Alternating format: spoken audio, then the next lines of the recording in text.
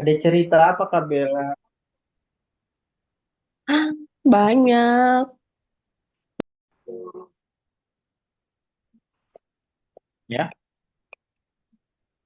1 menit lagi ya Kak Opus. Mantap. Yap, let's Kita go. Fokus tunggu. already. Nanti aku tiru bisa. Kalau Go, Kak Fajar. already. Ready ya? Alas ya, siap. Oke. Boleh kita mulai teman-teman? Bisa. Oke, Assalamualaikum warahmatullahi wabarakatuh. Selamat sore teman-teman. Kita jumpa lagi dalam acara ngabuburit.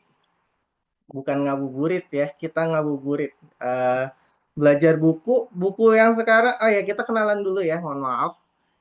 Sebelumnya saya terima kasih untuk teman-teman yang sudah mengklik tautan Zoom kita. Kita kenalan dulu sama saya, moderator yang hari ini, Hari Setiawanzar. Teman-teman boleh panggil saya Mas Hari, Bang Hari, terserah. Harinya aja boleh. Dan speakers kita, Pak Guru kita, yaitu Kak Iqbal Opus. Selamat Halo, datang Kak teman-teman. Opus. Selamat sore, Kak Sore. Arin. Hello everyone. Hari ini kita akan membahas tentang sebuah buku. Judulnya menarik banget ya. Judulnya itu sangat menarik banget gitu. Judulnya Apakah Rakyat Bisa Salah oleh Martin Sunjaya. Ini terbitan Gang Kabel ya teman-teman. Kiri banget kayaknya ini. Oke, kita sebelum melanjut ke sesi berikutnya, saya akan sampaikan ke teman-teman bahwa di sini kita belajar bareng, tumbuh bareng, nggak ada yang saling menjatuhkan, nggak ada yang kamu benar, kamu salah. Kita nanti akan ada sesi tanya jawab dan sesi diskusi ya setelah speakers menyampaikan bedah bukunya, teman-teman. Oke, itu aja. Kita mulai. Kak Opus, silahkan. Apa nih? Tentang apa nih bukunya? Oke, eh, terima kasih teman-teman yang udah hadir. Semoga nanti atau yang mungkin kita nggak tahu ya, ilmunya bermanfaat buat kita semua. Nah, to be honest untuk buku ini, aduh, tutup ya, blur ya. Bentar. Nah, untuk buku ini atau apa rakyat bisa salah ini sebenarnya sangat awal-awal perilisannya itu kan di bulan Agustus kemarin ya, Juli atau Agustus gitu. Nah, dari perilisannya itu aku sedikit ada kontradiktif dari judulnya. Apa rakyat bisa salah gitu. Secara kan kalau dari kita yang namanya demokrasi itu kan ya kekuatannya milik rakyat, tapi kok bisa-bisanya seorang Martin Suryajaya ngomong apa rakyat bisa salah gitu. Nah, dari sinilah sebenarnya aku nggak langsung beli bukunya di edisi di cetakan yang pertama itu enggak. Tapi suatu ketika ngelihat apa ya, Bang Martin ini ngomong di satu channel YouTube gitu. Oh, mulai terbuka. Oh, maksudnya ternyata ke arah situ gitu. Maksudnya adalah menuju ke intelektualitas atau intelek umum gitu. Oh, itu ada kaitannya tentang mengkritik sistem demokrasi kita saat ini. Nah, dari situ aku coba encourage buat beli bukunya dan ternyata cetakannya habis untuk cetakan pertama. Dan ini baru rilis sekitar sebulan yang lalu. Dan ya seperti buku-buku filosofis lainnya ya teman-teman, ini nggak friendly user ya. Dalam artian karena ini dibuat sketsa. Kalau bukunya Martin yang dulu itu kan yang terkenal itu logika prinsipa kalau nggak salah, yang warnanya pink itu yang sampai beratus-ratus halaman. Nah ini kalau beliau bilang ini sebagai satu yang kemarin itu kompleks dan banyak banget, ini dibikin ringkas. Nah makanya ketika aku awal baca pun kayak apa ini, banyak istilah-istilah yang strange. Jadi buat baca ini, buat bagi saya pribadi, buat aku sendiri, nggak cukup 2 kali. Jadi bisa dibilang sampai 3 kali. Makanya ada beberapa penanda, to be honest, karena it being my weaknesses. Jadi beberapa hal ini adalah menjadi hal kekuranganku gitu. Dan apa ya? Untuk baca buku yang setipis ini, yang kemarin 600 halaman, terus sekarang jadi 90 halaman doang ini bukunya. Malah lebih banyak baca lagi gitu. To be honest, sampai sekarang aku bacanya 3 kali. Awal scanning dulu, aku scanning baca. 2 aku cari istilah-istilah yang memang nggak ngerti apa ini maksudnya dan kayak mana gitu arahnya. Baru yang ketiga elaborasi sampai menuju ya bedah buku hari ini gitu. Dan lumayan cukup menguras tenaga untuk sampai pada apa yang dimaksud sama Martin dalam buku ini. Nah, mungkin awalnya kayak gitu. Teman-teman, barangkali ada yang mau sharing atau yang udah pernah baca buku ini, Apa Rakyat Bisa Salah? Mungkin kesan pertamanya dulu. Ada yang mau share? Kesan pertamanya judulnya sangat ini banget, Gimana, memancing. Kak Hari? Judulnya sangat memancing banget ya, kayak apa rakyat bisa salah gitu. Kayak ini pertanyaan-pertanyaan yang di luar pertanyaan biasanya gitu. Ada salah nggak sih rakyat selama ini? Selama ini kan kita nyalahin pemerintah. Padahal mungkin aja kita yang salah gitu. Teman-teman boleh di sini bisa berpendapat ya teman-teman ya. Kita terakhir.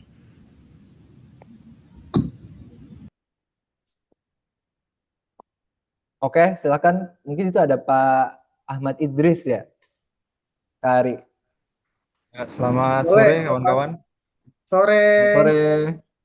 Perkenalkan saya Ahmad Idris. Agak jauh mungkin dari lingkungan teman-teman sekalian. Sangat menarik ya kegiatan-kegiatan seperti ini kalau sering dilakukan, banyak ilmu pengetahuan dan juga wawasan yang tadinya nggak kepikiran jadi kepikiran, termasuk judul yang kita bahas hari ini. Apakah rakyat bisa salah? Sebelum dibahas kayaknya pertanyaan yang pertama muncul bisa saja gitu.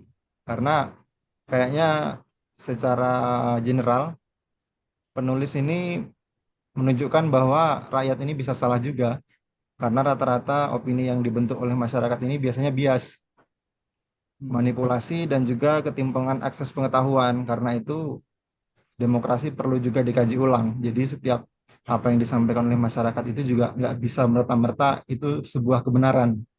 Nah, mungkin sekilas itu juga. Mungkin di dalam bukunya juga ada tawaran atau solusi setelah pertanyaannya keluar pasti ada solusinya pasti kan. Betul, Mungkin betul. ya Betul, Pak nanti Idris. mungkin akan dibahas oleh narasumber yang lebih expert. Kalau saya sih sempat baca sedikit, cuman belum sampai habis, jadi nggak berani berasumsi banyak. Hanya tertarikan dengan judulnya aja sama mungkin kontradiktif, tapi juga menarik. Mungkin itu aja sih, Mas. Terima kasih. Oke. Terima kasih, Boleh Kak, Pak Idris. Gimana, Kak Hari? kita lanjut dulu. Oke. Aku izin share ya, biar lebih lengkap lagi, teman-teman. Kalau tadi berasumsikan dari apa yang dikatakan oleh Pak Hari juga memang betul. Dari sini kita bisa belajar banyak sebenarnya. Nah, ini beberapa kerangka yang udah aku bikin.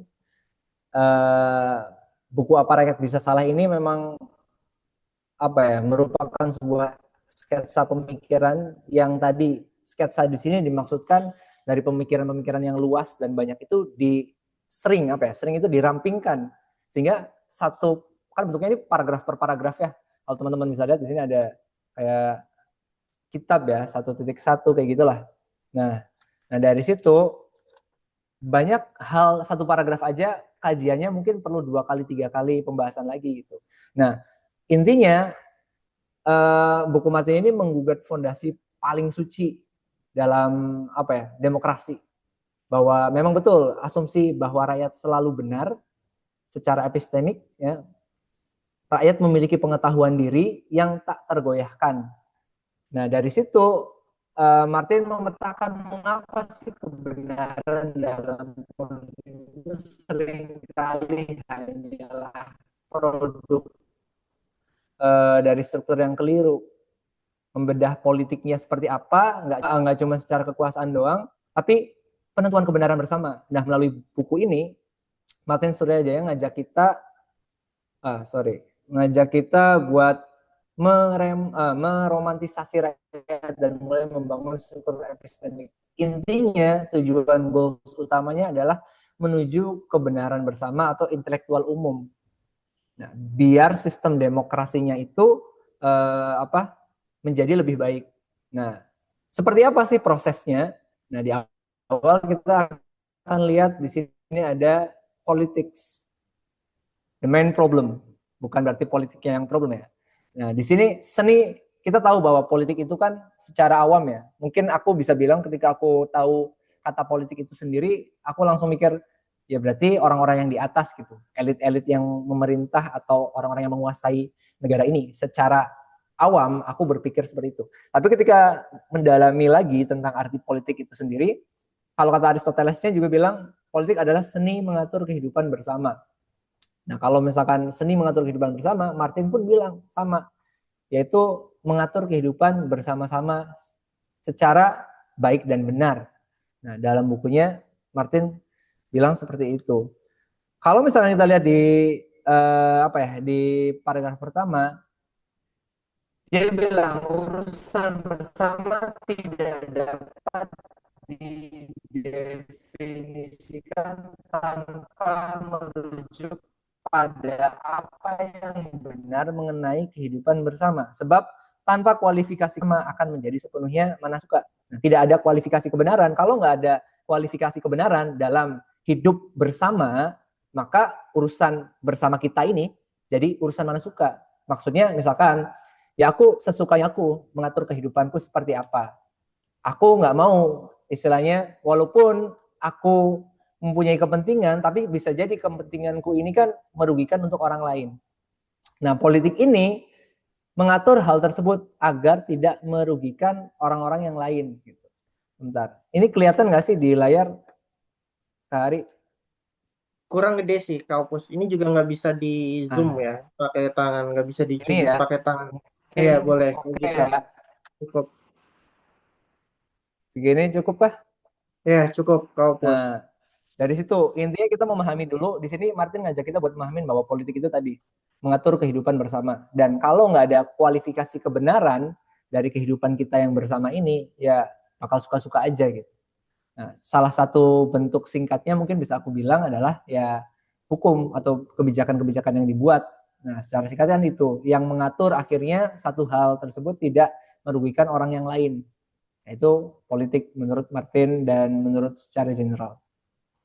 Namun saat ini terjadi proporsional akibat tidak tersedianya pengetahuan kedua. Butuh tingkat pendidikan, masalahnya adalah tidak terjaminan. Maksudnya di sini terjadi non proporsional akibat tidak tersedianya pengetahuan kedua. Artinya di sini ada sebuah gap gitu. Karena keterbatasan epistemik di sini kan dibilang kalau misalkan makna urusan bersama jadi urusan mana suka. Nah, itu kan punya perspektif yang masing-masing. Nah, terjadi non proporsional. Apa sih yang dimaksud proporsional itu sendiri? Kalau misalkan kita ngambil arti secara general, proporsional itu kalimat deklaratif yang bernilai benar atau salah, tapi tidak keduanya. Jadi ya di antara benar dan salah. Karena setiap orang itu kan punya perspektifnya masing-masing gitu. Nah, terjadi non proporsional akibat tidak tersedianya pengetahuan kedua. Nah, maksudnya berarti ada keterpihakan. Jadi ya udah seenaknya tadi mana suka itu sendiri. Akibat tidak tersedianya pengetahuan. Kenapa? Karena tidak ada informasi yang relevan atau sekedar keyakinan kita pribadi aja. Kalau kata Martin. Nah, keterbatasan epistemik atau keterbatasan epistemik ini kan lebih ke pengetahuan atau kita mencari sebuah kebenaran dalam suatu arti. Nah, itu kan epistemik ya.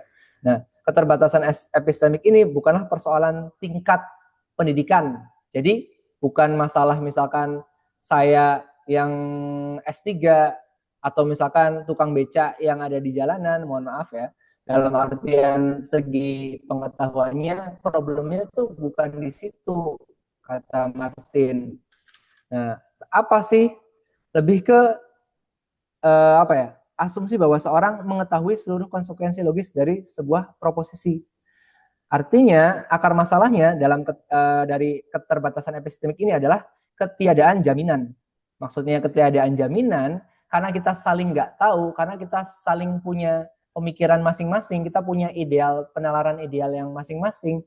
Akhirnya kita nggak tahu ada ketiadaan jaminannya. Let's say kayak gini, misalkan kalau kita milih kebijakan X, nah kebijakan X ini ternyata bisa mengakibatkan kebijakan Z. Nah, itu kan kita nggak tahu gitu. Nah, itu yang disebut sebagai pengetahuan kedua. Nah, itu yang disebut pengetahuan kedua. Jadi kalau misalkan kita memilih si A karena programnya makan frekuensi lanjutannya yang kita nggak tahu, yang ternyata bisa diprediksi oleh orang lain atau misalkan oleh para ahli, tapi kan para ahli juga bisa salah. Akhirnya di situ yang menjadi problem dari politik adalah epistemiknya, pengetahuannya, kata Martin Suryajaya. Nah, mengurai paradok klarifikasi dan komputasional dalam problem akses epistemik, yakni sistem organisasi pengetahuan politik. Kalau misalkan aku boleh petakan dulu dari the main problem ini, dari awal yang kita mengatur kehidupan bersama, tapi ternyata dalam kehidupan bersama itu kan punya kualifikasi, setiap individu punya kualifikasi masing-masing, sehingga kualifikasi ini perlu adanya kualifikasi kebenaran. Jadi urusan bersama jadi bukan urusan yang sesuka hatinya masing-masing individu. Nah, dari pandangan berbeda, Martin berpikir bahwasanya yaitu tiap orang punya pandangan berbeda, itu yang menjadi problemnya karena tidak sifatnya general. Nah, sifat yang tidak general itu mengakibatkan adanya pengetahuan tidak ketersediaan pengetahuan yang kedua. Salah satu contoh lainnya seperti ini, aku gambarkan. Misalkan aku sebagai seorang kelas buruh dulu, nah apa yang aku harapkan adalah kenaikan gaji, kenaikan UMR. Gitu. Ternyata padahal hal tersebut akan lebih baik ketika aku menuntut satu hal seperti perbaikan sistem. Gitu. Let's say kayak gini, kalau misalkan kita naik gaji, tapi ternyata harga beras naik juga dari 12.000 ke 15.000, itu kan tidak ada pengaruhnya. Dalam artian ya sama aja gitu. Nilai kita bertambah, tapi nilai produk juga bertambah juga. Nah, itu kan enggak. Tapi kalau misalkan kita sistemnya kita perbaiki, pengetahuan keduanya kita perbaiki, dalam artian berarti nanti harga beras tetap 12.000, tapi pendapatan kita naik ke 3 juta dari yang 2.200.000 misalkan seperti itu. Nah itu pengetahuan kedua itu impact yang tadi yang tidak kita rasakan. Nah hal tersebut bukan masalah pendidikan, tapi masalah penalaran. Nah itu makanya di sini kita harus punya yang namanya akses. Solusinya adalah sistem organisasi pengetahuan politik kalau kata Martin. Untuk mengurai paradoks klarifikasi dan komputasional, karena kan politik itu sifatnya komputasional ya, menurut perhitungan suara bersama. Dan dalam problem akses epistemik atau dalam problem mencari organisasi pengetahuan politik. Apa sih yang dimaksud sistem organisasi pengetahuan politik ini? Lebih tepatnya intinya adalah kita memiliki akses ke pengetahuan tentang politik itu sendiri.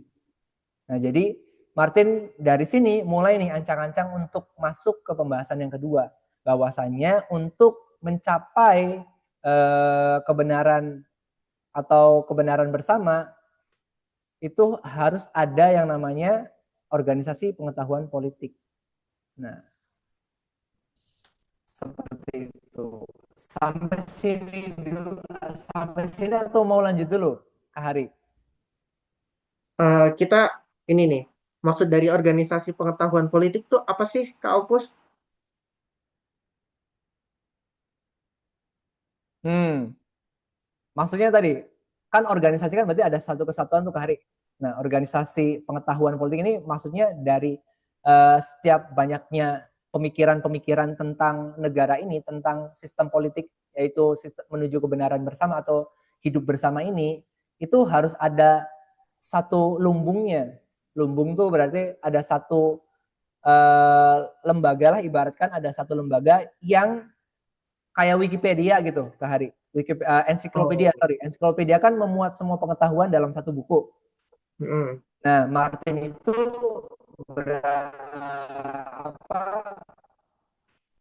menginginkan adanya organisasi, yaitu ensiklopedia tentang masalah politik dari semua organisasi pengetahuan politik tuh. Kira-kira Oh, masuk nggak? ya, masuk. Suatu wadah ya, Kak Opus ya. Nah itu masuk ke ideologi, guys. Dari sini kita masuk ke ideologi, maksudnya adalah ketika semua hal tersebut itu sudah terkumpul karena bentuk masalah dari demokrasi ini, kelewat. Demokrasi dulu harusnya belum ideologi. Kok makanya?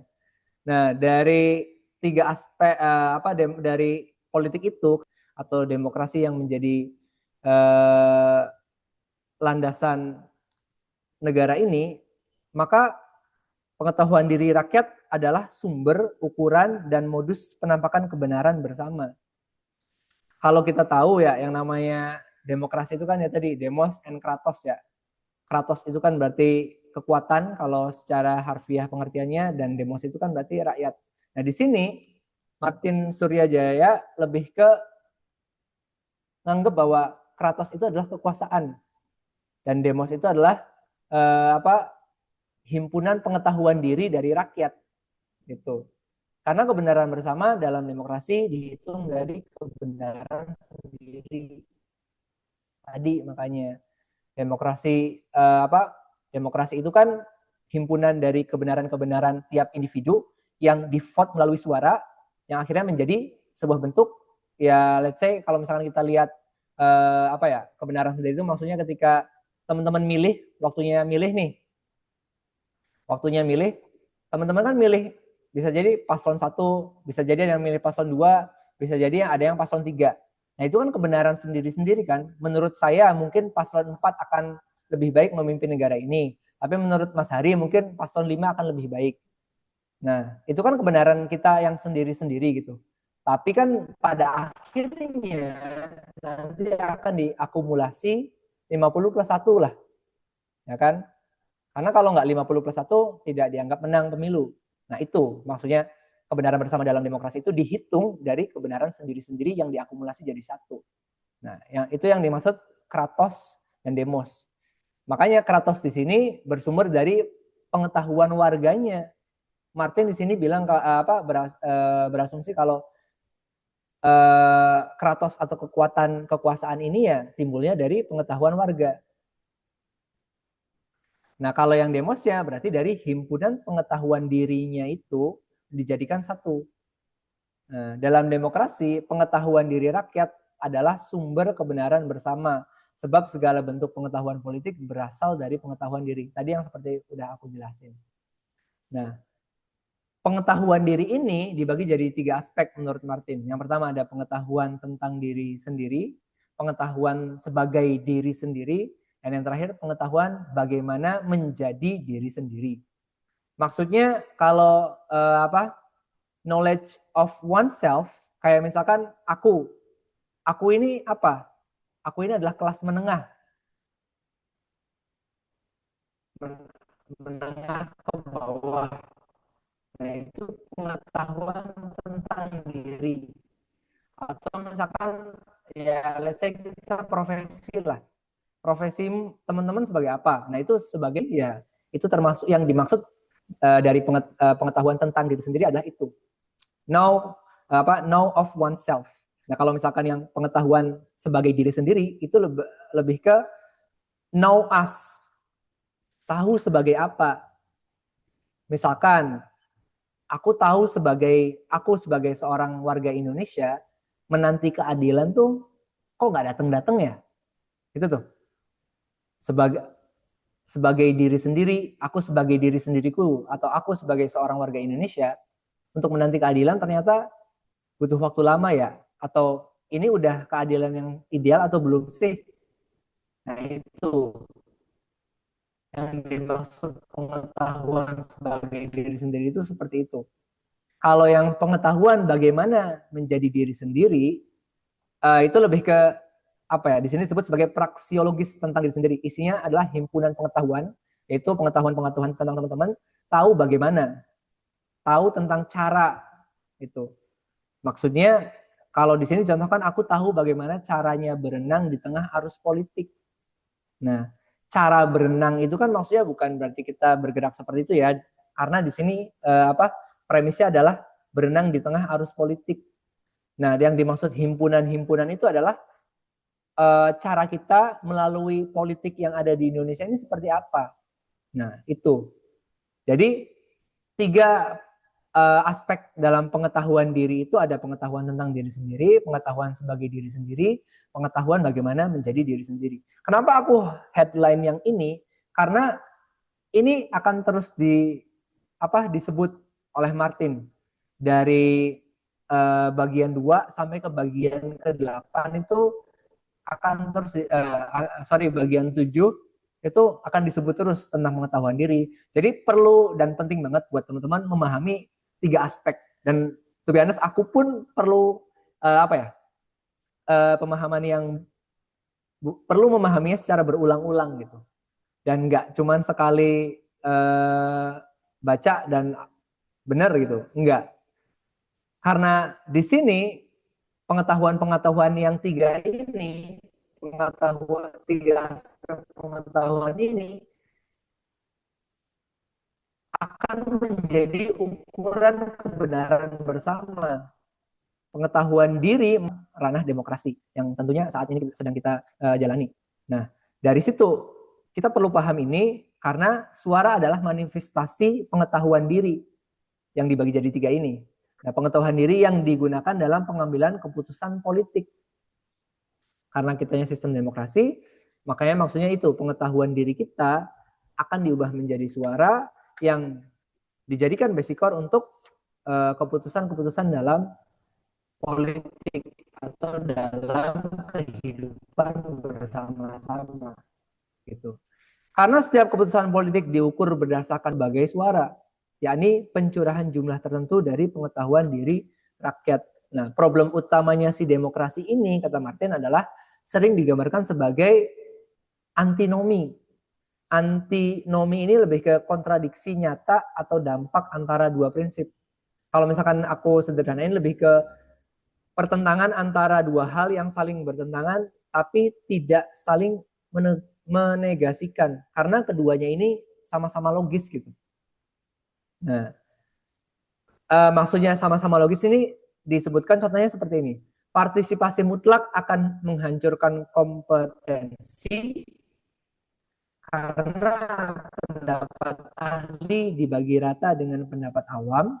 Maksudnya misalkan pakar suaranya let's say ahli hukum lah, profesor yang lagi terkenal ya, Prof. Uceng itu. Nah, Prof. Uceng atau Pak Zainal Arifin ini yang seorang ahli hukum itu kan sama nilainya dengan saya sebagai seorang yang bukan siapa-siapa gitu. Nah, itu yang disebut partisipasi mutlak akan menghancurkan kompetensi. Tapi dalam satu sisi, sedangkan kompetensi mutlak akan menghancurkan partisipasi. Itu maksudnya karena pengutamaan pendapat ahli mengimplikasikan rakyat awam tidak layak punya suara. Kan itu demokrasi itu saat ini. Kok suara aku dengan suara ini kok disamain ya? Kan ada yang berpendapat seperti itu. Nah, Martin ngambil dari hal tersebut. Kalau kok suara ahli disamain sama suara yang bukan ahli seperti aku misalkan gitu. Nah, itu adalah karena kesetaraan suara itu ditopang oleh asumsi bahwa tidak ada yang lebih tahu tentang dirinya sendiri. Aku nggak tahu gimana rasanya menjadi Kahari. Dan Kahari juga nggak tahu gimana rasanya jadi aku. Yang kita tahu hanyalah Kahari salah satu pegiat literasi, dan Kahari juga yang tahu aku adalah aku sebagai pegiat literasi juga. Tapi secara pemikiran, Kahari dan aku punya pemikiran yang berbeda-beda. Nah, kenapa sih makanya problem utama demokrasi ini mulai dari partisipasi dan kompetensi serta representasi yang menghadirkan selisih terhadap presentasi? Maksudnya tadi partisipasi kita kan beda. Tiap orang punya partisipasi yang berbeda-beda gitu. Nah, teman-teman pendapat ahli dan pendapat bukan ahli punya partisipasi yang suara yang sama. Sedangkan kompetensinya berbeda. Serta representasi. Di demokrasi ini kita kan suara pengetahuan diri ini kan diibaratkan kayak presentasi diri kita. Tapi di atas sana kita direpresentasi. Atau bisa disebut wakil rakyat ya. Nah, itu. Sementara representasi politik adalah suara orde pertama. Di sini disebutkan bahwa presentasi politik atau suara kita itu disebut suara orde pertama, kata Martin. Sedangkan representasi politik adalah suara orde kedua. Representasi maksudnya adalah suara yang disuarakan. Suaranya aku masuk ke orang-orang yang ada di atas sebagai representasi kita, yang nanti mereka lah yang akan membuat kebijakan. Nah, dalam representasi, apa yang telah disuarakan oleh rakyat dihimpun, diambil, ditaruh tadi, terus ditafsirin, habis ditafsirkan, itu dikonsolidasikan oleh wakil rakyat. Nah, itu maksudnya representasi. Nah, ternyata sayangnya ketika representasi tersebut terjadi selisih terhadap presentasi. Suara dihitung sesuai dengan nilainya. Maksudnya apa? Di sini representasi menghadirkan selisih terhadap representasi. Maksudnya teman-teman yang nggak setuju dengan program A, tapi ternyata ada lebih banyak orang yang setuju dengan program A, maka mau nggak mau kita akan mengikuti program A, padahal kita lebih suka program B. Nah, itu selisih terhadap presentasi itu maksudnya di situ. Yang menurut Martin itu adalah kesenjangan yang menjadi masalah yang sangat penting, tapi bukan masalah yang mendasar. Nah, itu dari politik and demokrasi dulu deh, teman-teman, barangkali ada yang mau didiskusiin. Teman-teman barangkali ada yang diskusiin atau bertanya. Langsung bertanya juga nggak apa-apa ya sebelum kita masuk sesi tanya jawab ya kalau Kaupus. Kalau nggak ada yang tanya, saya yang tanya nih Kaup. Ini kan representasi Boleh. ya. Kita rakyat direpresentasikan oleh DPR. Tapi fakta di lapangan itu kebanyakan adalah DPR tidak merepresentasikan kita sebagai rakyat. Kayak rakyat nih, saya bisa tahu bahwa kita nggak setuju sama program A, misal, let's say MBG. Kita banyak nggak setuju sama MBG. Tapi kenapa sih yang merepresentasikan kita di pemerintahan itu tidak merepresentasikan kita, suara kita yang di bawah gitu? Nah, ada kejanggalan apa, ada fenomena apa di situ, Kak Opus? Kalau nanti habis ini ada Kak Fajar. Oke, Kak Fajar, habis after this Kak Fajar. Nah, di sini mereka akan bilang, di awal juga Martin bilang kalau rakyat, misalkan Kak Hari dan aku ini kan rakyat gitu kan. Gitu. Yes. Nah, dari sini kita ambil analoginya ini yang lagi ada tuntutan di Mahkamah Konstitusi, yaitu himpunan guru lah kalau nggak salah. Itu kan mereka menggugat kebijakan dana MBG, dana pendidikan dibuat ke dana MBG. Mereka kan rakyat, ya. Iya. Yang nggak setuju ketika dana pendidikan ini diambil atau dialihkan ke dana MBG karena banyak, ya mereka bikin kajiannya, banyak banyak hal yang mempengaruhi, kekurangan dan lain-lainnya. Nah, dari situ ada statement Pak Purbaya yang bilang gini, ya silahkan saja, saya kira tapi gugatannya tidak terlalu kuat ya. Otomatis di sini Kak Hari tadi, dalam sistem politik kita ada yang disebut namanya political will, Kak Hari.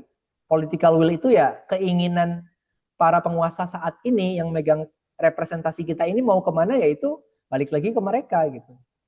Nah, dan mungkin bisa aku bilang kalau misalkan kita lihat dalam pembuatan sebuah kebijakan itu kan harus ada naskah akademiknya.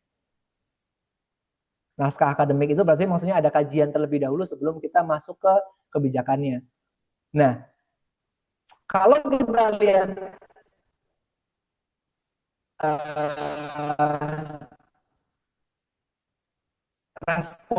responden ya kita kan nggak tahu. Nah, itu bisa menjadi kelemahan. Penelitian dulu nih, misalkan kebijakan tentang bahwa setiap laki-laki harus dibotak gitu, karena akan mendisiplinkan masyarakat di Indonesia. Nah, responden-respondennya ini itu kan bisa jadi siapa saja. Dalam artian bisa jadi orang-orang dalam lingkup partainya, bisa jadi orang-orang yang terdekatnya. Nah, itu. Maka mereka akan bertanya ketika Kak Hari bilang, kok nggak ngerepresentasiin rakyat, kok rakyat yang mana, Kak Hari? Nah, itu. Nah, itu yang menjadi concern atau yang tadi dibilang mereka adalah selisih terhadap presentasi itu, Kak Hari. Jadi Kak Hari bisa bilang B, tapi mereka bisa bilang kalau ternyata A ini lebih banyak kok daripada yang Kak Hari mau presentasi, Kak. Halo Kak Hari, aman? Iya, iya, lagi nyimak Kaupus. Oke. Cukupkah atau masih ada yang ingin disampaikan atau Iya, disanggah? cukup. Kayak mereka Kak Fajar, ada opsi lain ya selain kita rakyat ya. Oke, selanjutnya Kak Fajar boleh Kak? ya. Oke, siap. Oke, Kak Opus, aku mau sedikit menambahkan atau menanggapi ya yang di Truth and Fault. Oke. Di sini kan akan ada irisan kebenaran bersama dari kesalahan bersama ya. Nah, ini kan tidak ada view from nowhere, lebih baik mencari the view from everywhere. Jadi mungkin ini sih ya dari buku yang tadi sedikit aku search sedikit overview-nya mungkin lumayan cukup wow, gong juga ya. Buku ini tuh apa namanya? Di sini aku sedikit menyimpulkan bahwa ada dua poin dari sub yang aku tangkap tuh dari masalah epistemik dalam demokrasi gitu. Kenapa ada masalah epistemik dalam demokrasi? Jadi dalam aku menangkap dalam demokrasi tradisional itu bahwa suara rakyat itu seringkali diasumsikan selalu benar, ya, karena dianggap sebagai representasi kedaulatan tertinggi. Karena rakyat selalu menggaungkan bahwa kekuasaan tertinggi itu adalah rakyat. Jadi tuan kita atau pemimpin kita itu adalah pelayan kita gitu kan. Nah, jadi namun asumsi ini tuh kerap kali dinilai keliru karena kan ada fenomena-fenomena yang lain ya. Kayak misalkan suara kita tuh kadang didengarnya tuh lebih kecil daripada suara-suara yang ada di parlemen gitu kan. Mungkin ada dua poin yang mungkin aku tangkap dari poin ini yang tadi truth and fault. Itu yang pertama itu ada kesalahan bersama dan penyebabnya. Kenapa ada kesalahan bersama? Ini yang aku udah sedikit. Ini terjadi ketika mayoritas menentukan keputusan berdasarkan intuisi, asumsi terburu-buru atau di bawah tekanan situasi politik. Nah, ini yang ngeri. Kenapa ada yang namanya ada yang namanya di bawah tekanan situasi politik? Mungkin dari kita sebagian kita banyak orang-orang yang selalu disetir oleh partai politik yang ia ikuti, atau bahkan dia terlalu disetir oleh suatu golongan yang mana dia tuh sebenarnya gini, dia nggak ikut partai politik, tapi seakan-akan dia tuh benar-benar disetir bahwa lu tuh harus kayak gini, lu tuh jadi kayak gitu karena gue, lu tuh bisa naik di parlemen, lu tuh bisa jadi orang itu kayak gini karena gue. Nah, itu seakan-akan terlalu disetir oleh suatu etnis atau golongan itu sendiri.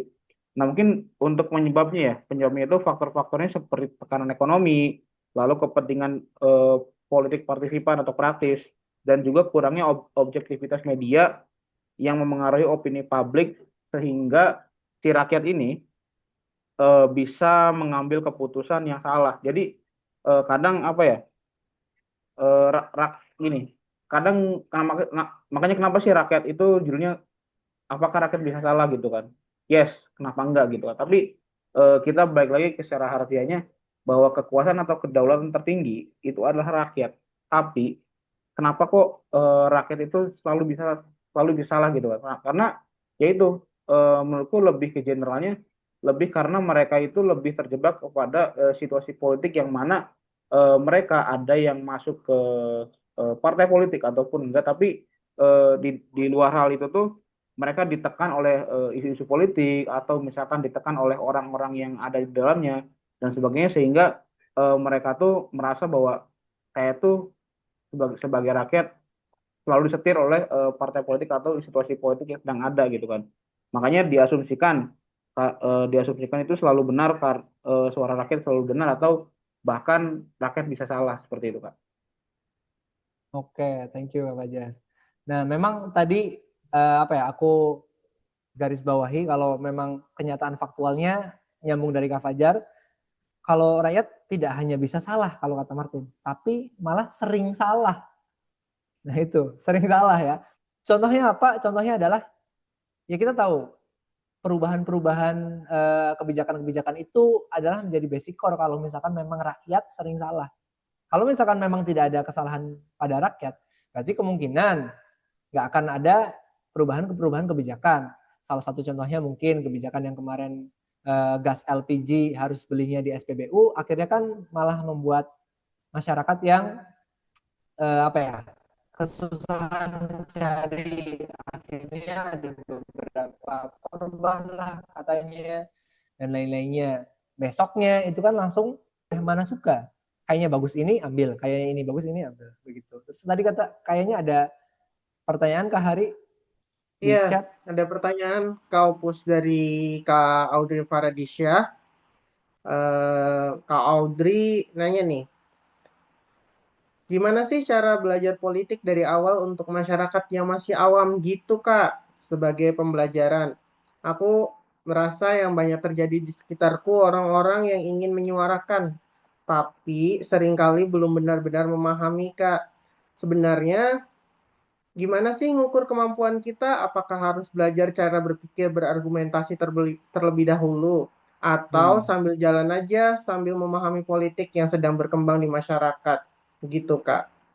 Gimana menurut Kak Opus? Kalau berangkat dari situ ya, Kak Audrey ya, Kak Hari ya. Iya, Kak Audrey.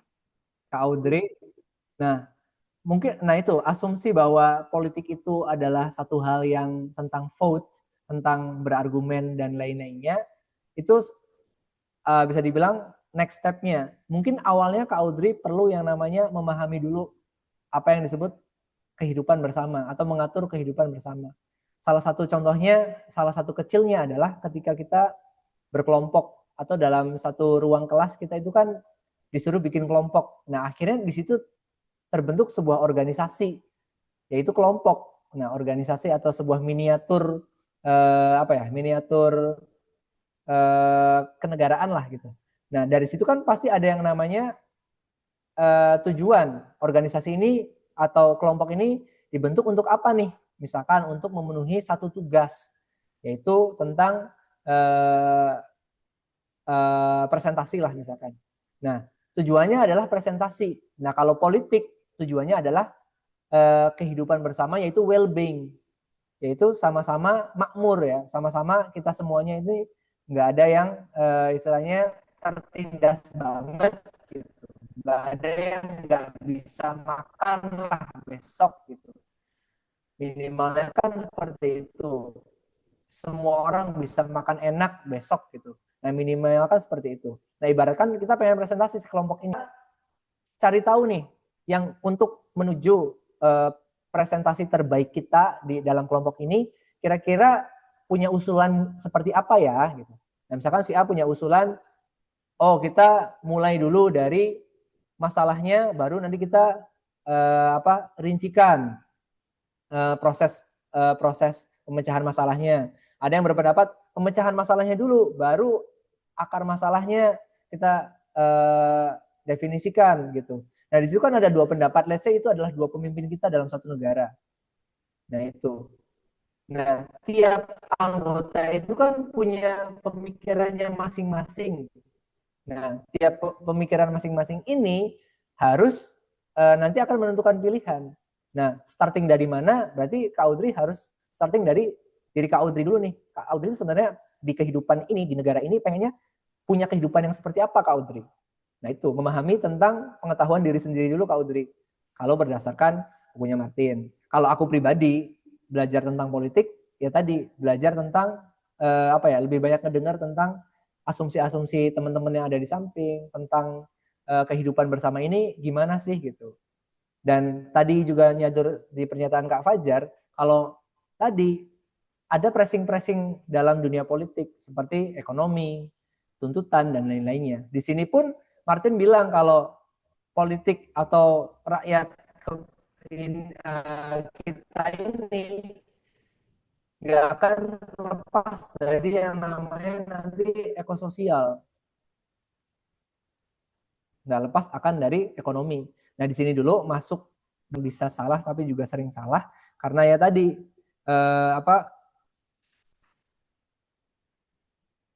masalahnya ini asal usul kesalahan dari rakyat adalah pengetahuan diri rakyat hanya dapat dapat dipecahkan dengan membongkar komposisi suara. Hal tersebut mudah dilihat dari kondisi informasi yang tidak merata. Tadi Kak Fajar juga sempat bilang, Kak Hadi juga sempat bilang, kita punya asumsi yang beda-beda, kita punya pengetahuan yang beda-beda. Nah itulah yang menyebabkan orang tidak terinfokan tentang suatu fakta politik. Karena hoax mungkin, karena asimetris informasi atau informasi yang beda-beda. Nah, yang akhirnya kita mengambil kesimpulannya itu pun salah. Nah di situ yang dimaksud tadi, bahwa rakyat bisa salah, intinya kalau kita mau ngejawab premisnya Martin Suryajaya adalah tadi, akibat dari pengetahuan kita yang nggak tahu, info-info tentang politik yang penting, kemakan hoax lah atau dan lain-lainnya, yang menyebabkan kita mengambil keputusan yang salah. Gitu.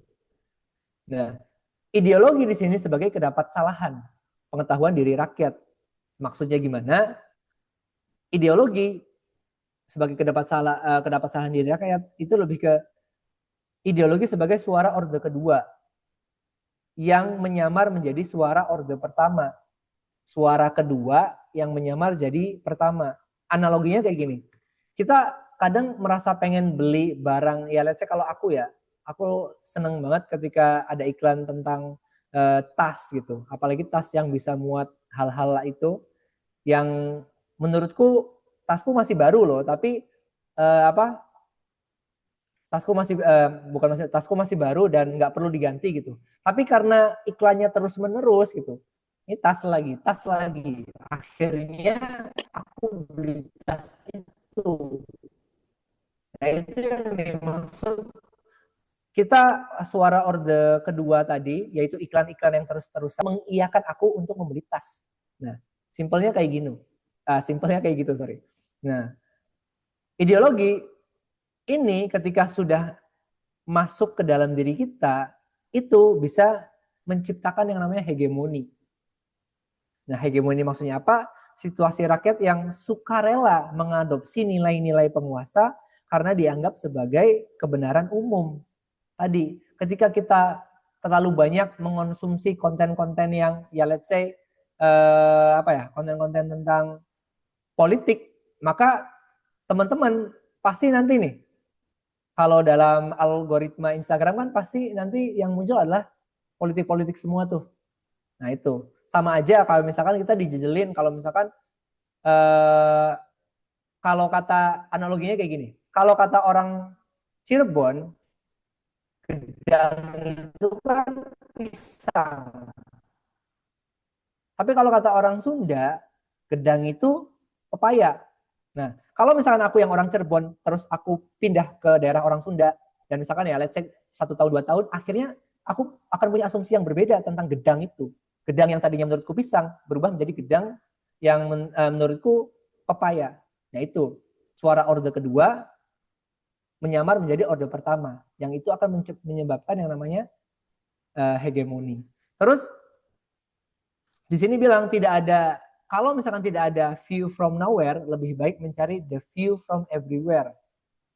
Karena apa? Kalau misalkan kita nggak nemu nih sebenarnya pak-pakan yang benernya yang mana nih dari rakyat. Ya udah, kalau kata Martin, cari aja the view from everywhere. Jadi akan ada irisan kebenaran bersama dari kesalahan bersama. Jadi misalkan asumsiku begini, asumsi Mas Hari A, asumsi aku B, asumsi Kak Fajar C, asumsi Kak Audrey Z misalkan. Nah, dari situ itu dikumpulin, akhirnya nanti akan menjadi sebuah kebenaran yang bersama. Dari yang masalah to be menjadi solusi. Nah, di sini kita sampai jam berapa Kak Hari? Kita sampai jam 17.30 ya Kak Opus ya. Tapi di situ harus ada sesi tanya jawab Kak Opus. Jadi kita jam 17.10 Kak Opus sudah selesai presentasi dan kita memasuki sesi diskusi dan tanya jawab meskipun sudah mulai panas ya Kak Opus ya. Diskusinya. Ini ada lagi nih Kak Opus dari Kak Andi. Kekuasaan dan kedaulatan tertinggi di tangan rakyat. Begitu cuma omon-omon. Kenapa? Rakyat gak punya kuasa untuk mempertahankan kedaulatan. Masa bisa bergerak setelah mendengar narasi tertentu, terutama narasi yang mengganggu kehidupannya. Kedaulatan di tangan rakyat gak akan pernah terlaksana selama rakyat gak punya power untuk menekan kekuasaan pemerintah secara langsung. Saya izin menanggapi yang tadi ya Kak Opus. Boleh, yang menarik silahkan. ya, bahwa rakyat itu menerima informasi, tapi informasi itu bukan berarti sebuah pengetahuan yang mutlak ya Kak Opus ya. Kita ini di era sekarang kebanjiran informasi, tapi malah menciptakan kebingungan gitu. Mana sih yang benar, yang A atau yang B nih gitu. Yang A punya pendapat ini, yang B punya pendapat ini. Itu kebingungan informasi di rakyat ya, Kak Opus ya. Terus kita mungkin rakyat bisa salahnya karena kita tuh emosi lebih cepat daripada sebuah fakta yang beredar ya Kak Opus ya. Seperti itu Kak Opus. Kalau menurut saya bahwa rakyat bisa salah, bisa banget rakyat bisa salah karena kebanjiran informasi ini gitu. Oke Kak Opus, boleh tanggapi yang Kak Andi ini Kak Opus. Oke. Nah, berangkat dari situ, Kak Anggi ini kan merupakan tadi, kalau merupakan atau merasakan ya, lebih tepatnya Kak Anggi merasakan bahwa Kak Anggi ini adalah termasuk ke dalam suara lebih. Jadi kesenjangan antara apa yang disuarakan dan apa yang diimplikasikan oleh apa yang disuarakan. Maksudnya Kak Anggi bersuara seperti itu, tapi ternyata kok implikasinya seenak-enaknya ya mereka ya. Nah, itu yang disebut suara lebih oleh Martin Suryajaya. Aku akan sedikit skip dulu pembahasannya, maksudnya kita forward, kita percepat. Nah, intelektual umum atau kebenaran pengetahuan bersama ini yang menurut Martin harus diciptakan ini didapat dari sebuah kondisi pasca animus. Nah, animus ini adalah satu benda. Kalau misalkan teman-teman main Assassin's Creed, itu yang disebut animus tuh itu. Nah, kalau teman-teman yang nggak main Assassin's Creed, aku gambarkan bahwa satu sistem gitu. Let's say ada satu virtual reality, ya, VR, virtual reality itu nggak cuman pandangannya doang, tapi animus ini semuanya. Jadi aku bisa main role play lah istilahnya. Misalkan aku pengen jadi Kak Hari nih, nah aku akan pilih menjadi Kak Hari. Dan di animus ini aku akan masuk ke dunia yang dimana ya semua kesehariannya aku mengalami sebagai Kak Hari. Senengnya Kak Hari seperti apa, marahnya Kak Hari seperti apa, atau let's say kayak gini. aku pengen jadi seorang menteri MSDM gitu. Gimana sih rasanya? Karena kan aku yang sebagai akademisi ini nggak ngerti rasanya menjadi menteri gitu.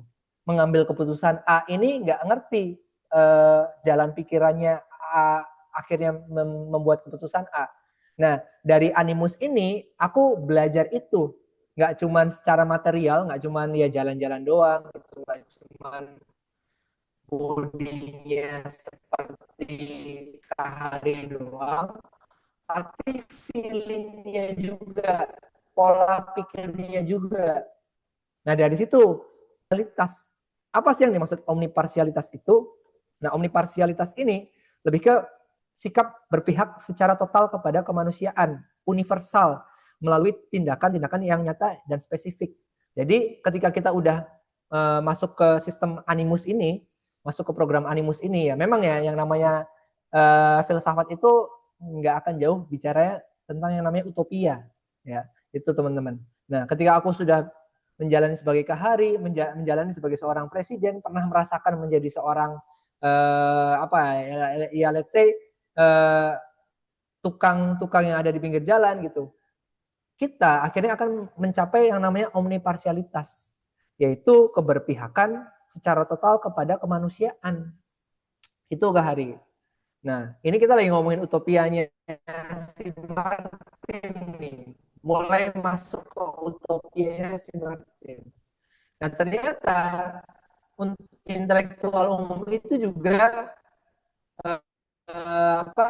nggak cuman apa ya? Karena apa? Dampak-dampak kebijakan itu kan nggak cuman berpengaruh bagi manusia, tapi bagi alam juga. Nah, itu makanya disebut menyerahkan konstituen metabolisme ekososial, bukan hanya manusia, tapi juga non manusia. Apa yang dimaksud dengan ekososial? Di sini Martin ngomong kalau bentar. Ekososial ini adalah nilai penting nilai yang dianggap penting oleh siapapun. Dan nilai yang dianggap penting oleh siapapun itu bukan hanya manusia, tapi juga makhluk-makhluk hidup lainnya. Nah, bagi Martin itu makanya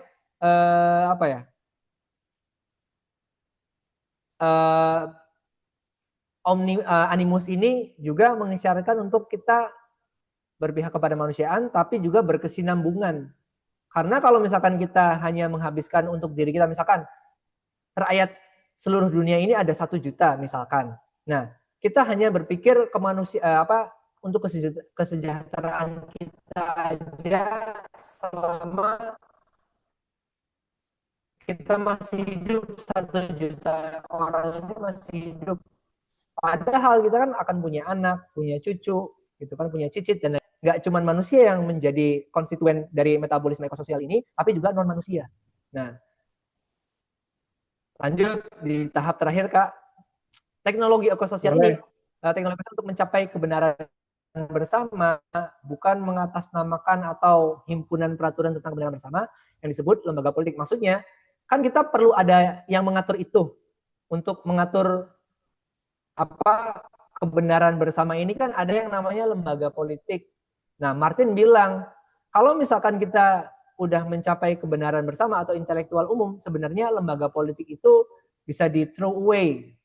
Bukan berarti Martin ngomong bahwa lembaga politik kayak DPR, MPR itu harus dihapuskan ya, legislatif, yudikatif itu harus dihapuskan, enggak. Tapi ketika semua orang itu sudah mencapai intelek umum, ibaratkan gini, kalau kita mau ke masjid, kita akan merapikan sendal kita tanpa harus ada peringatan rapihkan sendal atau batas suci gitu. Nah, tanpa ada tulisan batas suci, kita udah otomatis taruh sendal kita di tempat tersebut. Atau misalkan secara umumnya, misalkan kalau kita membawa sampah, nah sampah ini akan otomatis kita simpan dulu sebelum kita simpan ke tong sampah. Nah itu, yang akhirnya kita nggak perlu lagi yang namanya lembaga politik. Ketika kita sudah mencapai kebenaran bersama, semua orang sudah bisa merasakan menjadi semua orang gitu, bahkan merasakan menjadi gunung, bahkan merasakan menjadi hal-hal lainnya. Nanti dibahas di lotokrasi. Nah dari sini untuk mencapai general intellect atau intelektual umum ini, pengetahuan umum atau kebenaran bersama ini gitu. Martin ngasih 3 cara. Yang pertama ada datakrasi, yang kedua ada lotokrasi, dan yang terakhir ada infrakrasi. Karena program Animus itu dirasa mungkin istilahnya terlalu nggak mungkin ya, karena memang perlu adanya namanya lembaga yang mengatur juga dalam sistem pemerintahan ini, maka harus ada yang namanya, bukan harus ada, Martin nawarin solusi yang pertama yaitu datakrasi. Datakrasi ini pemantauan digital total atas keseluruhan aspek kehidupan warga. Jadi Martin ibaratin kalau nggak ada pemerintahan, yang pemerintahannya itu dijalankan oleh teknologi. Nah, itu. Jadi misalkan nih, Kak Hari atau aku gitu, tiap orang-orang ini nih kan berinteraksi dari sosial media. Nah, dari sosial media itu kan kita akan kita ngomongin tentang hal-hal, aku lebih suka makanan makanan yang panas atau makanan yang hangat gitu, atau misalkan aku lebih suka pendidikan, itu kan akan diambil cookiesnya yang jadi informasi buat rekomendasi kita ke inilah. Kalau misalkan teman-teman sering buka Shopee, itu kan akan muncul rekomendasi produk. Nah, itu sebenarnya kan hasil dari kebiasaan kita bermain sosial media. Nah, ibaratkan datakrasi ini ada satu kamera yang transparan gitu, yang memantau setiap gerak-gerik kita. Dari kita tidur sampai kita bangun, bahkan sampai kita ke WC gitu. Nah, dari data itu dikumpulkan di satu server yang nanti dibuat kebijakan-kebijakan sesuai dengan AI atau artificial intelligence-nya. Akhirnya misalkan muncul kebijakan A, kebijakan B, kebijakan C yang diakumulasi dari himpunan-himpunan kebiasaan masyarakat Indonesia. Itu. Jadi pemerintah kita tuh full teknologi gitu. Kalau menurut Martin kayak gitu. Karena kan pengetahuannya udah diserap, lalu muncullah kebijakan. Sayangnya kata Martin di sini ada yang namanya kekurangan, yaitu maintenance-nya yang mungkin akan sangat ekspensif. Tetap harus ada operatornya ya, nggak mungkin sekonyong-konyong AI bisa nyolokin kabel ke listrik kan nggak bisa gitu kan. Nah itu harus tetap ada operatornya dan lain-lainnya. Dan kekurangannya akan mengambil resource bumi lebih banyak lagi. Kan kita tahu juga AI itu kan butuh air untuk sistemnya. Nah itu yang menurut Martin kekurangan dari datakrasi. Kalau misalkan datakrasi menurut teman-teman ini terlalu mutakhir atau terlalu forward, ada 2, yaitu lotokrasi. Politik yang dikelola melampaui kepentingan manusia semata. Jadi nggak cuma kepentingan. Martin di sini ini ibaratin kalau mungkin bisa saja presiden kita adalah gunung. Mungkin bisa saja menteri kita nanti adalah misalkan menteri pariwisata kita adalah driver Gojek.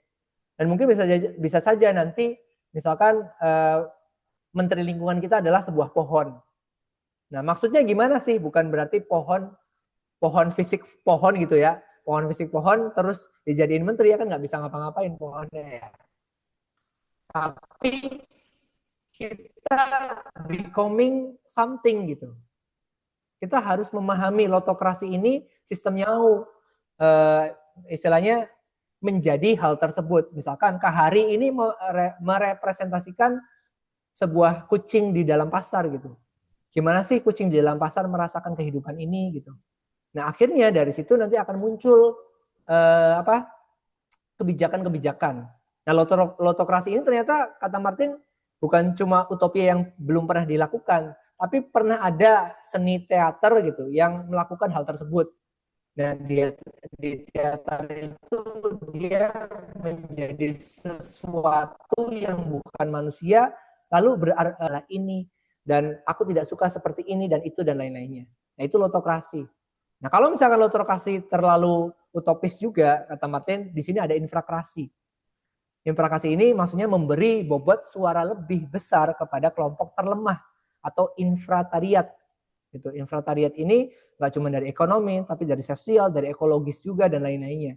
Misalkan contohnya gini, kita tahu ada kaum pengemis di jalanan itu kan kadang suka bingung besok makan apa gitu. Saya ibaratkan itu bukan oknum yang sengaja mengemis ya guys, Tapi benar-benar infratariat ini orang-orang yang benar-benar tertindas gitu.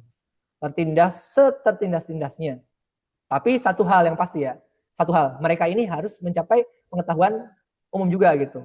Nah, orang-orang yang kecil ini, orang-orang yang merasa tertindas, golongan-golongan minoritas ini diberikan suara yang lebih. Misalkan kalau aku seorang akademisi diberi nilai 1, maka mereka, orang-orang infratariat, orang-orang yang tertindas ini diberi nilai 3, 4, atau 5 gitu.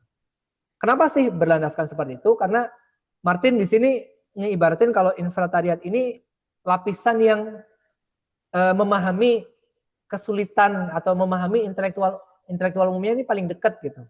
Kalau misalkan diibaratkan kayak boneka, teman-teman tahu boneka yang kalau dibuka ada boneka lagi kayak gitu. Apa ya namanya ya? Aku lupa. Nah, otomatis kan boneka yang paling kecil itu pasti ada di boneka-boneka yang paling besarnya juga gitu. Tapi nggak bisa boneka yang besar ini masuk ke boneka yang kecil. Karena ada keterbatasan ukuran. Nah itu sama. Apa yang dirasakan seorang yang kecil yang nggak bisa makan besok itu mungkin tidak akan dirasakan oleh seorang sultan atau aku yang punya penghasilan tetap gitu. Nah itu kan akan beda memberikan satu jalan yang disebut infrakrasi. Jadi ada datakrasi, lotokrasi, infrakrasi untuk mencapai intelektual umum atau general intellect. Seperti itu mungkin Kak Hari pembahasan dari buku Apa Rakyat Bisa Salah. Kalau misalkan sedikit lagi Kak Hari, kalau misalkan aku boleh ngasih headline, intinya problem dari politik kita kan karena keterbatasan dari buku Martin ya, karena keterbatasan pengetahuan gitu. Karena kita tidak bisa merasakan menjadi hal yang lain gitu. Akhirnya kita akan berfokus pada satu hal aja. Tapi ketika kita sudah bisa merasakan semuanya gitu, maka general intellect atau kebenaran bersama itu kita bisa mufakatkan karena kita sudah merasakannya. Yang ingin yang ingin dikatakan oleh Martin adalah itu, yaitu merasakan menjadi sesuatu bukan hal lainnya, tapi merasakan juga kita harus punya empati yang lebih gitu terhadap satu hal. Itu aja sih mungkin Kak. Terima kasih. Salam. Oke, makasih banyak Kak Opus. Penjelasannya sangat-sangat detail banget ya teman-teman ya. Ini dari Kak Andi lagi, ini ngomongin fiksi.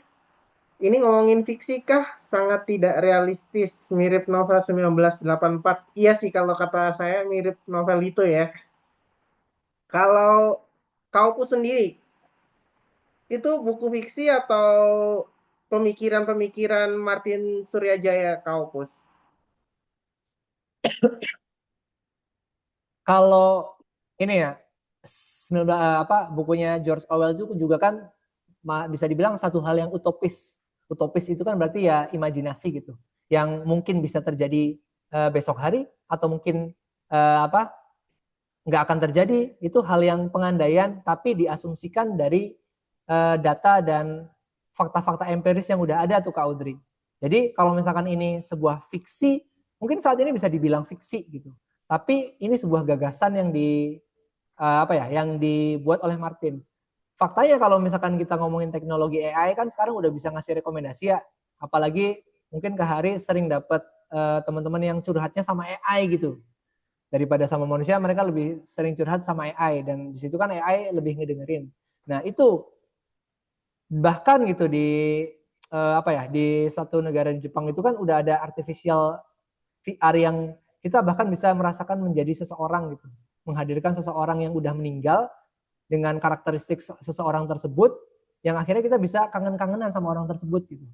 Nah, itu. Nah, mungkin menurutku sih kalau misalkan kita ngomongin si Animus ini bisa jadi akan terjadi 5 tahun atau 10 tahun lagi gitu. Nah, jadi kalau ini buku fiksi atau enggak, lebih aku kembalikan ke karena mungkin keterbatasanku juga dalam mengeksplorasi pikiran Martin, ya kalau aku sih bilangnya ini sebuah gagasan, bukan sebuah fiksi gitu Kak Hari. Oke. Kita memasuki sesi tanya jawab dan diskusi. Tadi Matrioska itu Kak Gebi benar. Kak Gebi, Tadi saya ngelihat angkat tangan ya beliau. Boleh Kak Gebi? Boleh open mic atau kalau misalnya teman-teman malu boleh diketik di kolom obrolan ya teman-teman ya. Boleh Kak Gebi Kalau silakan. kedengaran nggak suaranya? Kedengeran Kedengeran aman Kak? banget. Perkenalkan, namaku Gaby ya. Aku ada pertanyaan dua nih Kak, tapi aku nggak tahu nih nyambung apa enggak ya, takut gak jelas. Halo? Iya Kak, Halo silakan Kak. ya, Oh ya, nggak apa-apa. oke. Ini ada pertanyaan. Yang pertama nih, dalam konteks demokrasi sekarang, bisa dijelaskan dengan contoh sederhana bagaimana rakyat bisa salah dan apa yang sebaiknya dilakukan supaya kesalahan itu tidak merugikan banyak orang. Dan yang kedua, kalau rakyat bisa salah, apakah itu berarti demokrasi perlu diperbaiki atau justru kita yang perlu lebih bijak dalam menggunakan hak suara kita? Itu saja pertanyaannya. Terima kasih. Oke, pertanyaannya bagus banget Kak Opus. Mau langsung dijawab Kak Opus? Boleh. Ya. Tadi kan aku jawab mundur ya Kak. Kalau sebenarnya demokrasinya atau kebijakannya nih yang diperbaiki. Demokrasi kalau aku nggak nyadar juga dari Martin ya, demokrasi itu kan adalah bentuk dari apa yang sudah kita lakukan ya Kak. Gitu. Nah otomatis kedua-duanya kalau kita sadurin dengan sistem demokrasi yang sekarang ini, bisa jadi Martin pun ada kegelisahan di situ. Nah dari kegelisahan itu akhirnya Martin ngomong nih, kayaknya nih ya masalahnya orang-orang nih, masalah pengetahuan deh gitu. Dan nggak cuma pengetahuan yang pengetahuan yang nggak bisa dirasa atau yang ada di otak doang, tapi yang ada di hati juga nih pengetahuannya tuh. Nah itu tuh Kak, yang ingin coba Martin tegaskan ke kita adalah teman-teman, ayo nih kita berpengetahuan, tapi nggak cuma di otak, tapi juga di hati. Artinya kita bisa merasakan apa yang dirasakan oleh orang-orang kecil juga, yang dimana nanti bisa membuat sistem demokrasi yang tadi, yang terbaik. Gitu. Nah, kalau misalkan ngomongin sistem yang sekarang, apakah sistem demokrasi yang sekarang kan demokrasi yang sekarang ini kan kita juga taunya sempit ya Kak. Kita punya suara, kita milih. Nah, kita milih habis itu ternyata suara kita ini kalah nih, kan gitu. Bukan berarti paslonnya ya, tapi suara kita ini kalah dengan suara-suara yang lain gitu. Nah, di sini berarti kan ada gap. Nah, yang ingin coba Martin perbaiki atau Martin usulkan ya, bukan perbaiki. Karena kalau udah diperbaiki kan berarti semuanya akan terlibat. Yang ingin Martin usulkan adalah gap tersebut, yaitu melalui tadi 3 caranya nih, melalui intelektual umum dari datakrasi, infrakrasi, sama lutokrasi gitu. Cuman ya tadi yang namanya utopis ya tugasnya para pembacanya ingin istilahnya membuat hal tersebut terjadi atau enggak. Itu sih mungkin Kak Gebi atau Kak Hari mau nambahin dari teman-teman yang lain. Boleh dari teman-teman yang lain, barangkali teman-teman mau menambahkan. Gimana Kak Gebi?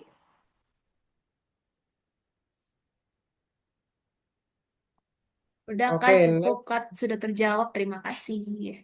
Oke, makasih Kak Gebi. Oke, dari teman-teman ada pertanyaan lain atau mau menanggapi? Atau ada pendapat lain gitu? Boleh.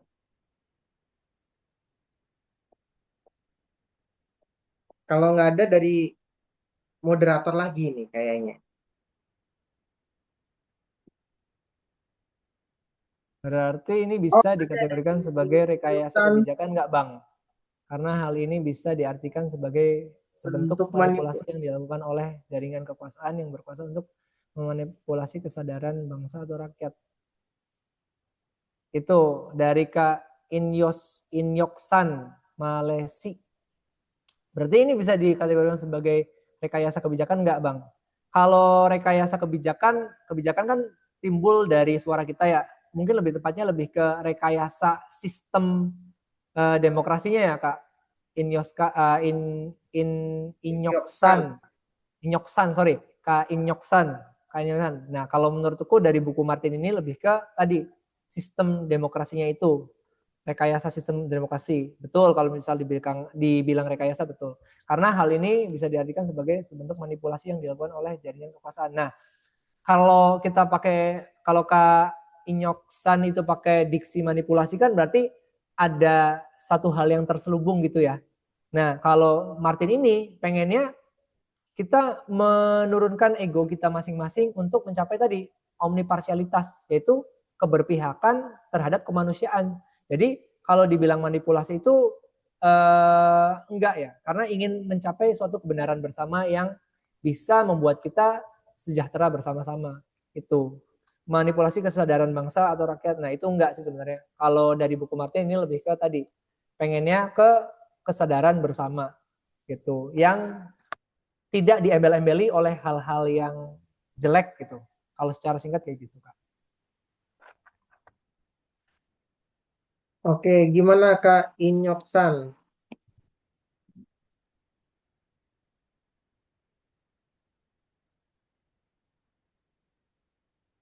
Ada yang ingin bertanya lagi? Atau yang lain deh, Kak Megan barangkali, atau biasanya ada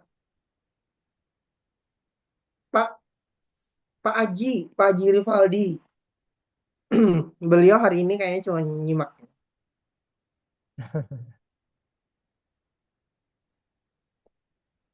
Dari Kak Audrey, spesifik spesifik kebenaran bersama itu tolak ukurnya apa ya, Kak?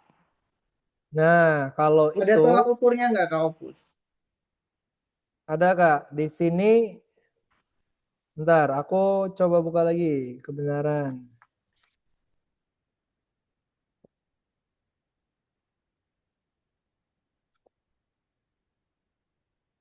Ada, Kak, di Martin, di bukunya Martin, di apa Rekap Bisa ini di ada spesifikasi apa kebenaran bersama itu apa. Bentar, tapi aku lupa di bagian mana ya.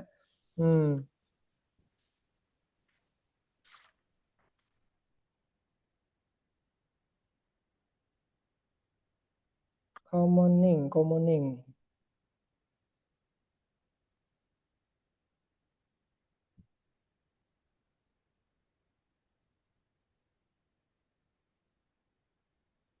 Aku lupa sih Kak ya, nanti tapi yang aku ingat sedikit yang aku ingat adalah kalau spesifikasi kebenaran bersama itu ngambilnya dari omniparsialitas itu. Jadi ya semuanya ini apa dapat kita saling pahami bersama-sama. Intinya itu, cuman lebih rincinya ada di bukunya, cuman aku lupa nih di bagian mana. Kehidupan bersama. Itu mungkin dulu sementara mohon maaf Kak Audrey belum bisa ini apa ya memuaskan Ya, mohon pertanyaannya. maaf ya, Kak Audrey ya.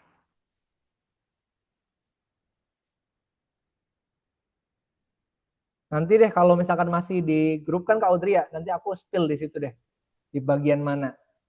Ya, Kak Opus. Ada yang lain yang ingin bertanya atau yang akan didiskusikan?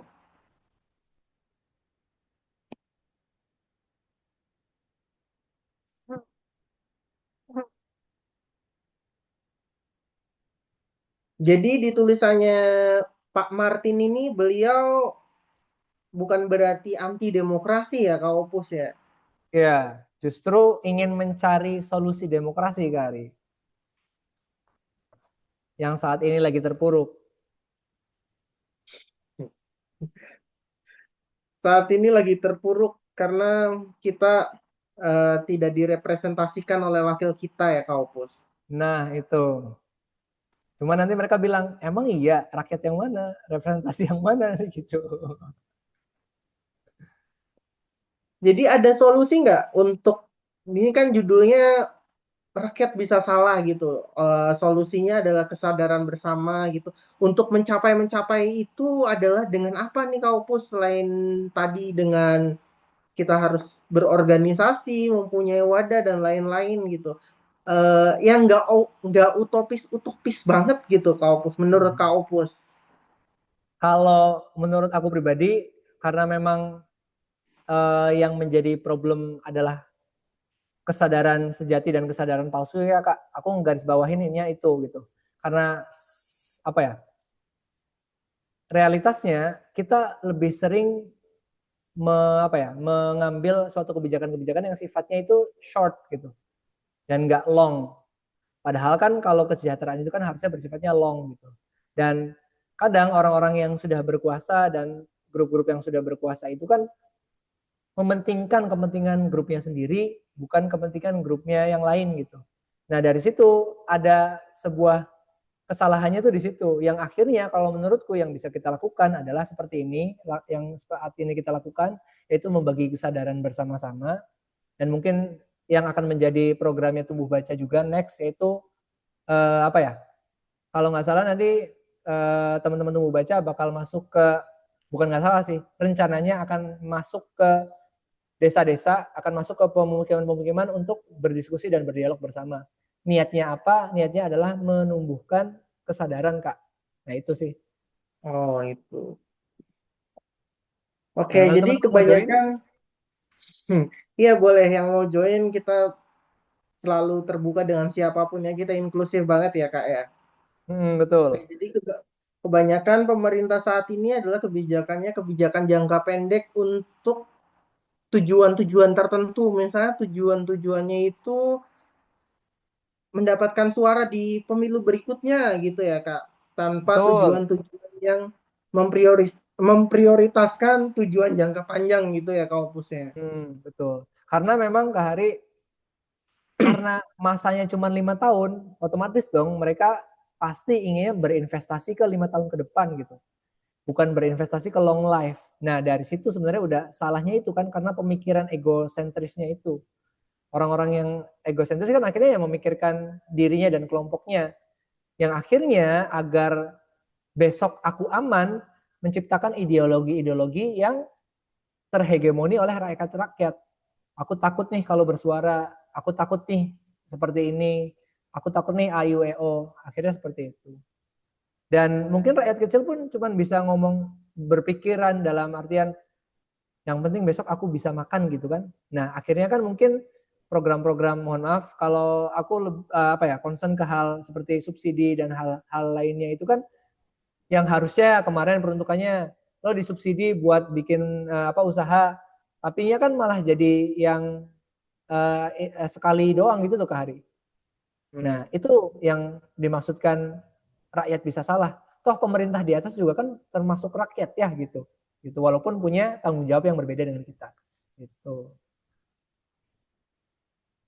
Oke, kalau tadi kan sedikit menyinggung masalah AI kayak gitu ya Kak Opus ya. Misalnya menurut Kak Opus kita semua ini dikendalikan sama algoritma nggak sih untuk mempengaruhi suara kita atau mempengaruhi pikiran kita gitu. Kalau menurut Martin dan Kak Opus sendiri kayak gimana tuh Kak Opus? Kayak misalnya kayak gini, ada penerima LPDP kemarin itu digoreng banget kan sampai dia mau ngasih mengembalikan 2 miliarnya itu miliar. ke pemerintah, tapi itu digoreng banget tapi malah menutup kasus yang lebih besar atau masalah yang lebih kompleks dan lebih besar kayak gitu. Menurut Martin di buku itu atau menurut Kak Opus gimana nih Kak Opus? Nah, kalau menurut Martin sendiri Kak Hari, nah di situ karena apa ya? Yang tadi adanya gap atau adanya suara lebih kan gitu. Dan untuk menutupinya pemerintah bukan pemerintah ya, let's say oknum lah. Oknum nggak tahu siapapun itu, bukan pemerintah ya, atau mungkin bisa jadi salah satu oknum pemerintahan nggak tahu. Akhirnya karena algoritma kita yang mudah di drive dari suara-suara yang masing-masing individu itu kan para buzzer-buzzer ini kan bisa dibilang satu orang tapi banyak gitu. Akhirnya kan yang harusnya kita fokus ke masalah let's say masalah pangan, kita teralihkan ke LPDP tadi kan kayak gitu. Yang akhirnya lebih booming LPDP ini daripada masalah pangan di luar dari pro dan kontranya masing-masing hal tersebut ya. Nah dari situ sebenarnya kalau misalkan ada menurut Martin, kalau misalkan ada aspek sistem animus ini kita akhirnya kan bisa ngelihat realitas. Oh, ternyata ini salah nih, ada yang ngedrive kita gitu tuh. Oh, ternyata ini salah nih, nggak begini maksudnya. Tapi sayangnya kan kita terbatas gitu. Kita hanya tahu politik itu kan dari sistem yang udah tersedia di HP, dan sedangkan sistem yang tersedia di HP itu kan nggak mencakup semuanya. Algoritma akan menuntun kita ke hal-hal yang kita suka aja gitu. Kita suka gosip ya akan gosip-gosip terus. Kita suka kajian-kajian, kita juga akan kegiring ke kajian-kajian. Nah, karena sistemnya pun seperti itu. Jadi memang kalau misalkan aku bilang ada yang salah dari sistem algoritma kita yang kita rasakan saat ini, memang ada yang salah, Kak. Itu. Oke, Kak Opus, kayaknya kita sudah masuk ke 17.30, nggak kerasa ya. Nggak kerasa perbincangannya seru banget, banyak menyinggung isu-isu terkini ya, isu-isu yang banyak terjadi di negara kita ini. Oke teman-teman, kita sudah di penghujung acara. Apa nih? Saya sampaikan ada kata-kata Foto terakhir dulu, atau Kak. kesimpulan Kaupus? Oh iya, kita foto dulu ya. Sebelum kita foto, ada kesimpulan dari Kaupus? Kesimpulannya sih paling dari bukunya Martin Suryajaya yang tadi disebutkan kalau masalah epistemik demokrasi dan solusinya itu tadi, yaitu kalau bisa ada sebuah lembaga yang menciptakan satu himpunan pengetahuan bersama yang bentuknya itu tidak hanya dirasakan yang bentuknya tidak hanya ada di otak tapi juga dirasakan dalam diri kita atau rasa hati kita gitu.